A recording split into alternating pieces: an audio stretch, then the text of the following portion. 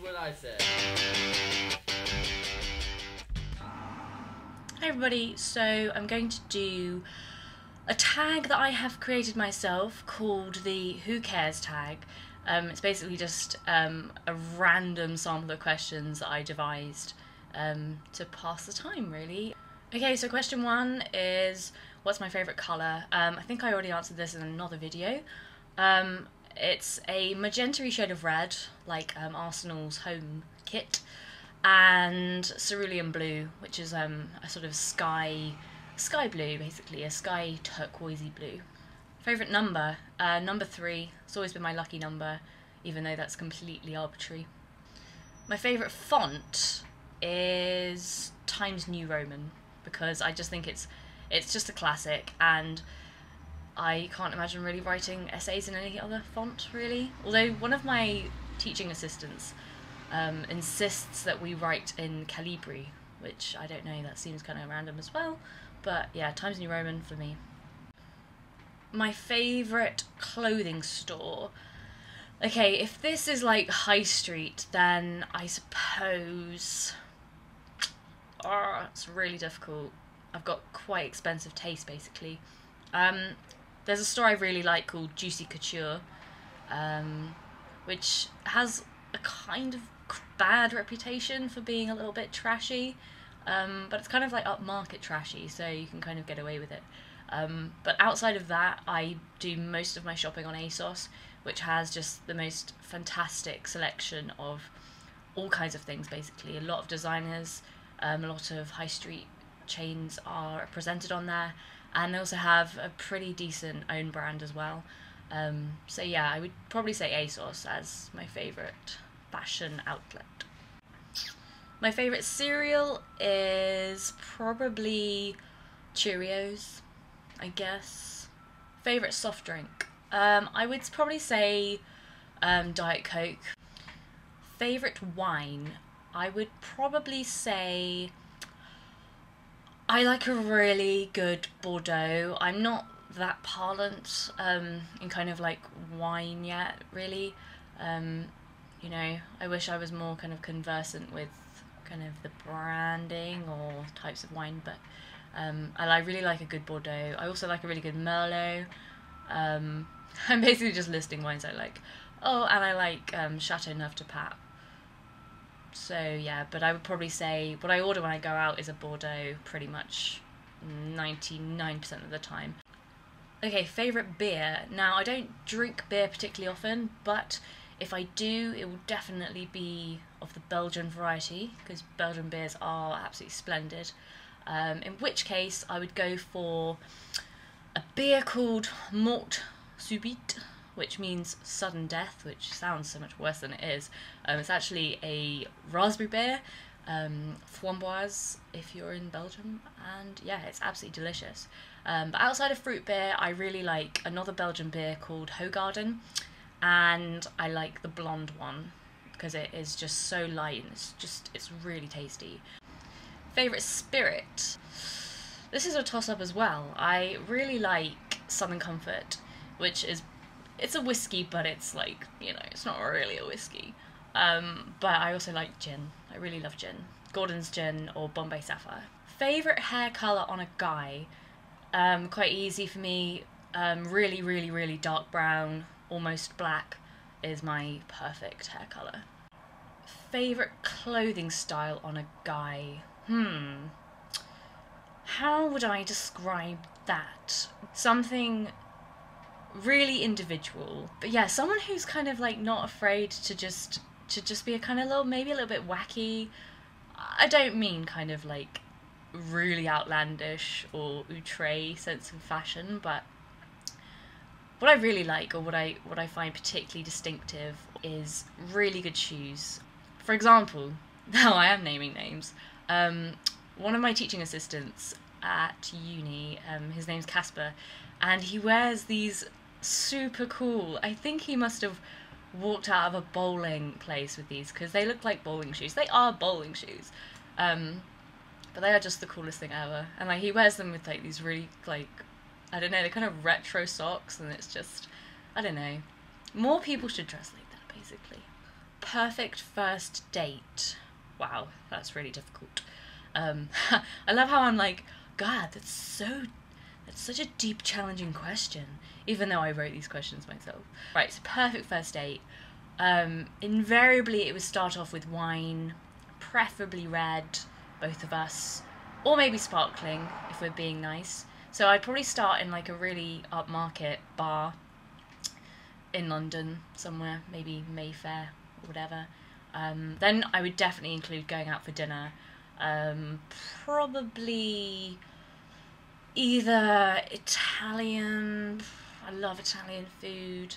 So I don't know, it could go either way really. Like you could go really upmarket and do something really fine dining. Probably an upmarket Indian if I wasn't feeling the pasta and the pizza option.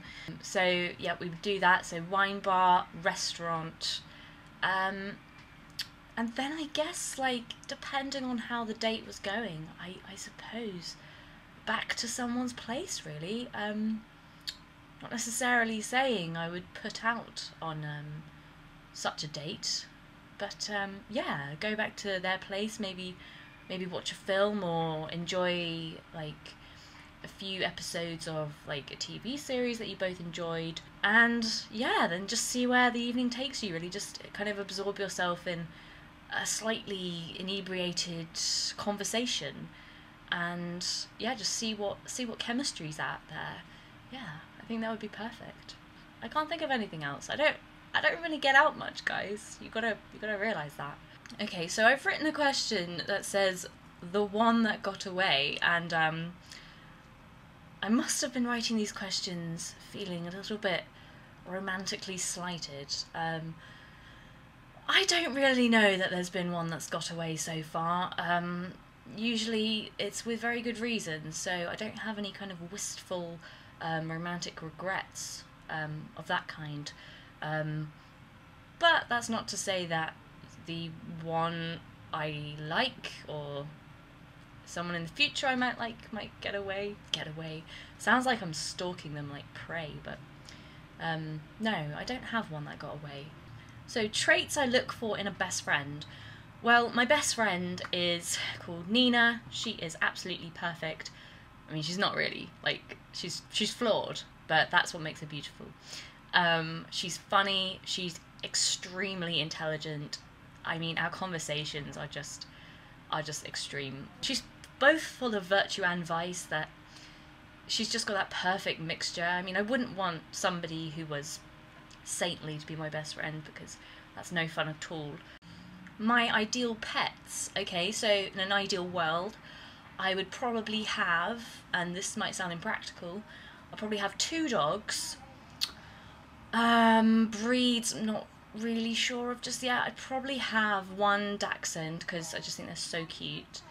And then something maybe a bit bigger, but not like a big dog, just, I don't like big dogs. Maybe like a French bulldog, or kind of something moderately grotesque to kind of contrast with the dachshund. And then I would have so many cats. Like, I'm a crazy cat lady, to be quite honest. Oh, I would have happily 5 or more cats. Really depends on like the dog-cat dynamic. Yeah, and I would probably have 2 Abyssinians, because they're my favourite breed, British short hair, a Maine Coon, and ooh, what else would I go for? I'd probably go for an Aussie cat as well. Maybe a mongrel too. Not sure. But yeah, I don't think I'd have anything else apart from like cats and dogs. What are my virtues? Geez. I don't know really. I would say that I'm quite moralistic, insofar as I've constantly got my superego telling me or asking me whether I could universalise my actions, basically. So I'm kind of a Kantian. I would say that I'm extremely hardworking, very driven, very much goal-oriented. I'm extremely patient. I really do have the patience of a saint.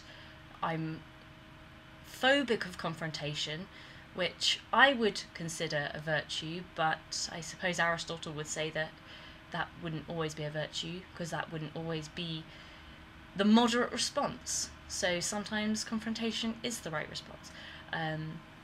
Not argumentative particularly, although to live with me might beg to differ. I think that's pretty much it, really. My vices, goodness me, now this really is a list. I'm incredibly messy. I'm not even going to show you the detritus behind me because it's just the worst. I spend a lot of money. I have really, really poor financial control. Yeah, when I've got money, I go crazy, and I'm really uninhibited. I impulse buy, which is really wrong. I can't think of anything else. There must be loads. I can be quite obsessive, actually, which I would consider, sometimes it works in my favour, sometimes it doesn't. Yeah, I mean, yeah, I'm quite fanatical at times. I'm also a perfectionist in a huge way, which is also, it can be a virtue, it can be a vice, it really depends. It just depends how it affects me. If I feel like it's impinging on my day-to-day functioning, then that's when I would consider it to be a vice, and most of the time, most of the time it is affecting me kind of day-to-day. Okay, perfect breakfast. I'd probably say poached duck eggs with salt and pepper on English muffins with butter, and with freshly pressed grapefruit juice. Favourite sandwich filling? Ooh, cheese ploughmans, easily. That is my biggest indulgence. I just love it. Okay, why am I at uni? I'm at uni to get a philosophy degree. Why do I want to get a philosophy degree? God, this is turning into the, eudaimonia thing. Well, it's all because of my eudaimonia, you know. No, I want to become a lecturer, so in some ways I have to do it, but I absolutely love philosophy, basically. It's something I can't even really truly explain. Once I saw it and found it, I could not unsee it and unfind it. It just speaks to me on so many levels.